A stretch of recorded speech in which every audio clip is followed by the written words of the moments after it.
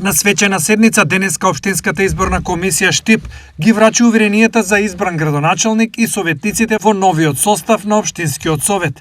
Иван Јорданов по втор пат го доби уверението за градоначалник. Денес е посебен и значаен ден за мене, затоа што голема е честа, но голема е и одговорноста да се управува најмодерната и најубавата општина во нашата држава, но и посебен и значаен ден за Штип и за штипјани, затоа што за прв пат една иста локална самоуправа по втор пат добива можност да ја управува општина Штип. Во новиот состав на Општинскиот совет влегуваат 23 советници.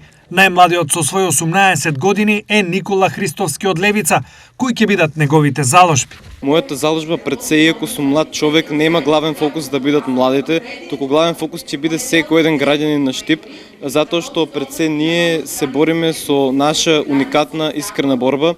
Најстариот во овој состав е 71 годишниот Стојан Коцев од ВМРО ДПМН и коалицијата За твоја Македонија. Јас секако дека ќе лобирам најпрво за проектите што се започнати. Еве, например, обиколницата во градот, понатаму изградбата на новата населба која се планира во околината на Бањата Кежевица, во делот на развојот на туризмот и секако околу одржување на веќе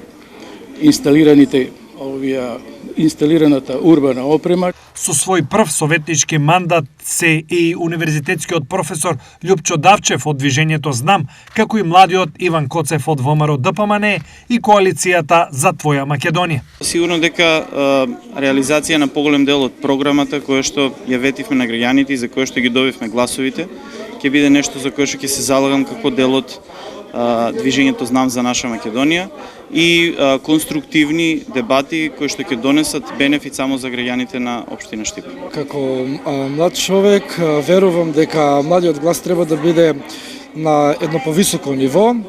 Тоа е она за кое што ние ќе се бориме во овие 4 години и во овој состав на Советот.